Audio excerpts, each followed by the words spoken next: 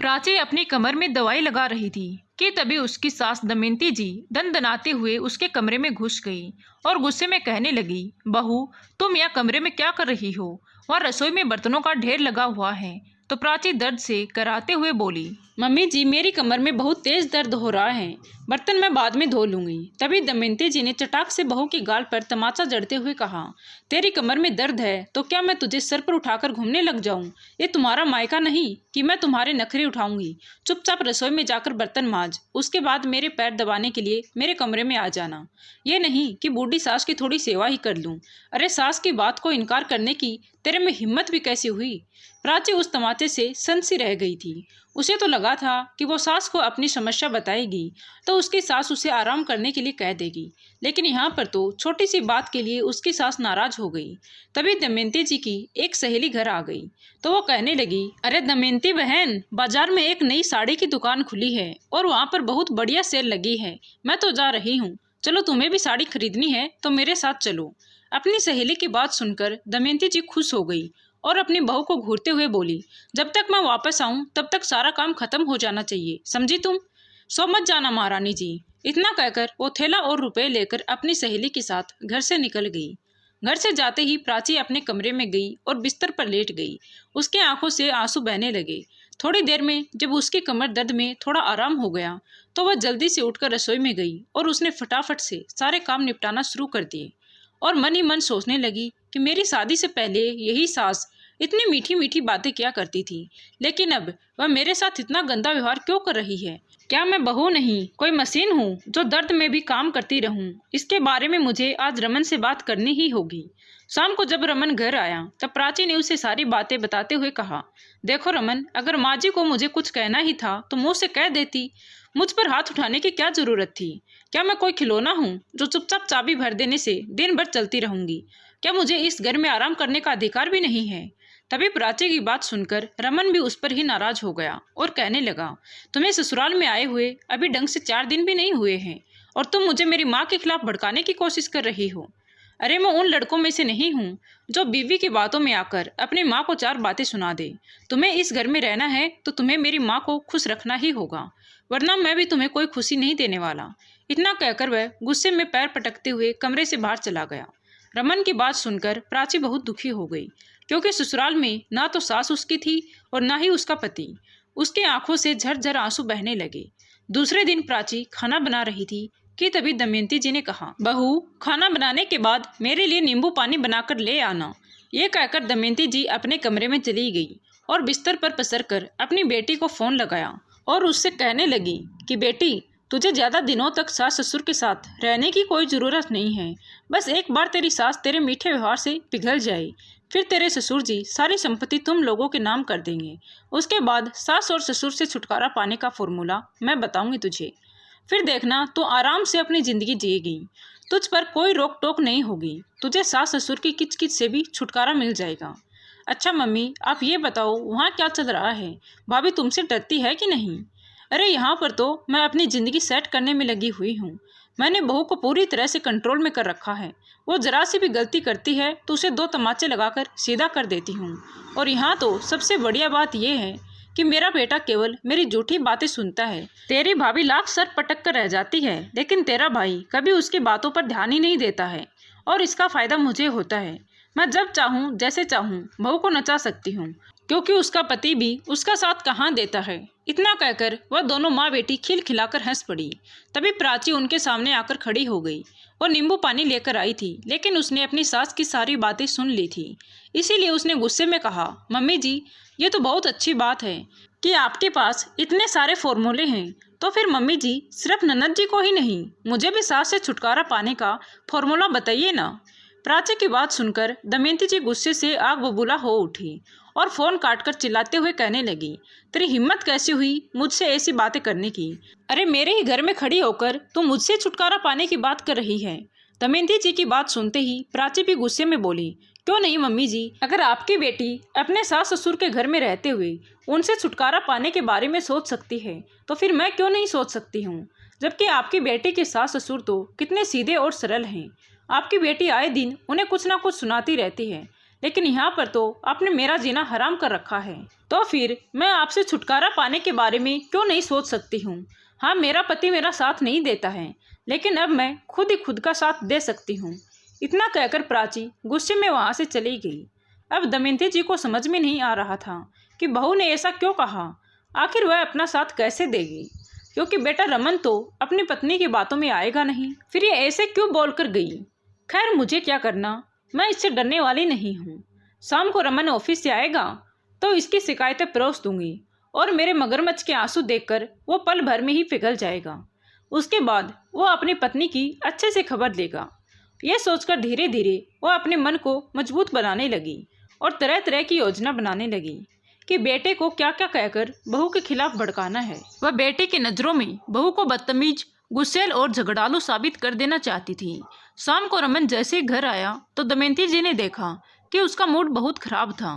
तो दमयंती जी बहुत खुश हो गई, क्योंकि रमन जब भी खराब मूड में रहता था तब दमयंती जी अगर उसे बहू के खिलाफ भड़का देती थी तो रमन अपनी पत्नी पर बहुत भड़क जाता था और 3-4 दिनों तक वो अपनी पत्नी से बात तक नहीं करता था। ऐसे में जब प्राची उसे मनाने की कोशिश करती थी तब दमयंती जी को बड़ा मजा आता था। उसने जल्दी से रसोई में जाकर बेटे के लिए अदरक वाली चाय बनाई और फिर उदास चेहरा लिए हुए बेटे के सामने आकर बैठ गई और कहने लगी कि देख बेटा, आजकल तेरी पत्नी कुछ ज़्यादा ही बदतमीज होती जा रही है। वो तो आज खुलेआम मेरे मुंह पर आकर बोल रही थी कि उसे मुझसे छुटकारा चाहिए। अब तुम लोग जवान हो गए हो तो क्या अपनी बूढ़ी माँ को पूछोगे ही नहीं? ठीक है बेटा, तुम लोग अपनी ज़िंदगी में खुश रहो, मैं तो अपनी ज़िंदगी जी ही ली। तुम एक काम करो बेटा, मुझे किसी वृद्ध आश्रम में छोड़ दो, तो वहाँ मैं सुकून से अपने जीवन के आखिरी दिन काट लूँगी।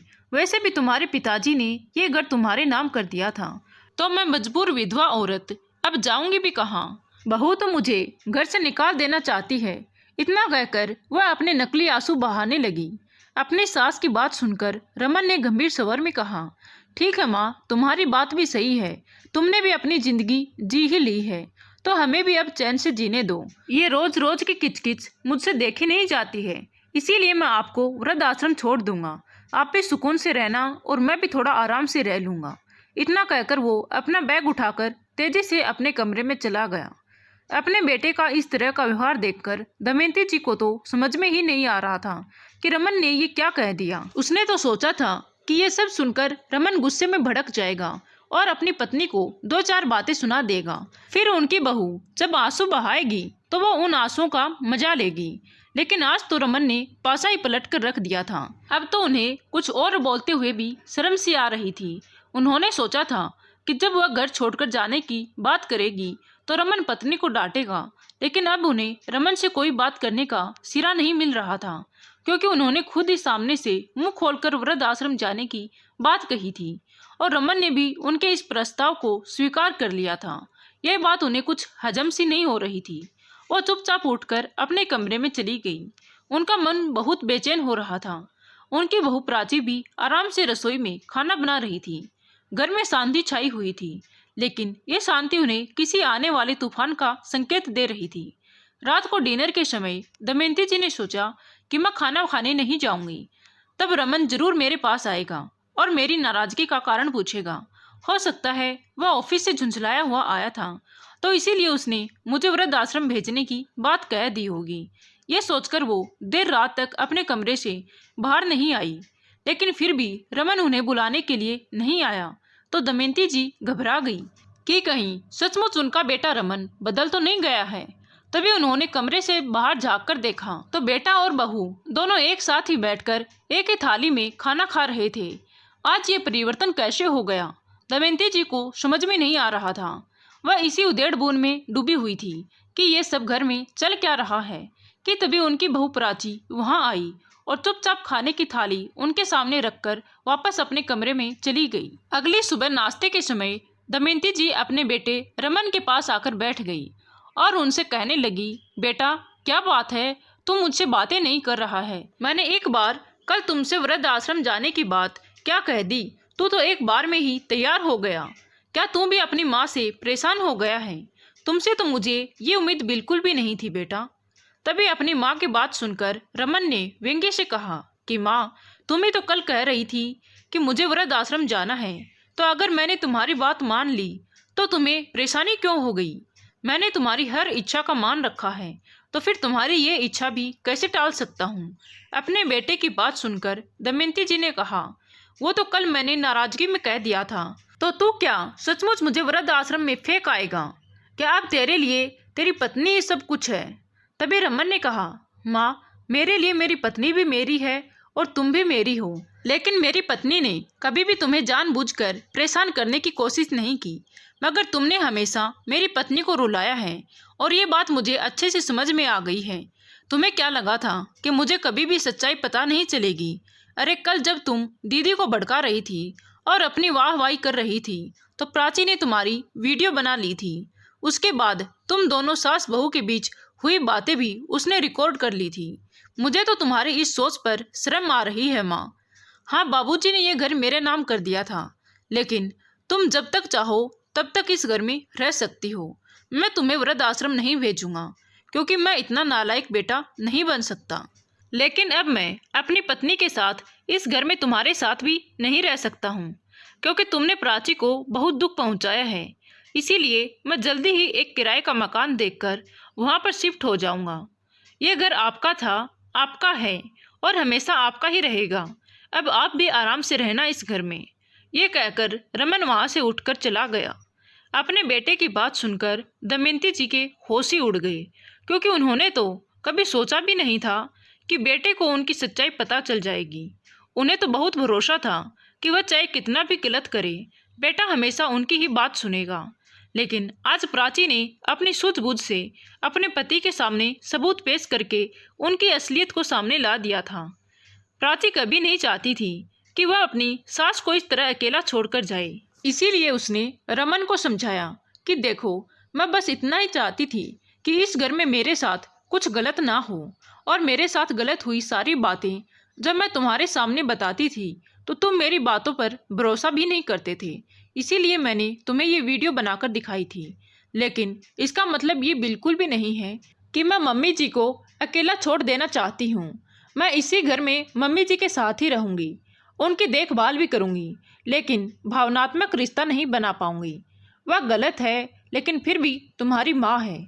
आखिर उन्होंने तुम्हें पाल पोस कर इतना बड़ा किया है, तो हमें उनके बुढ़ापे में उनका साथ देना चाहिए।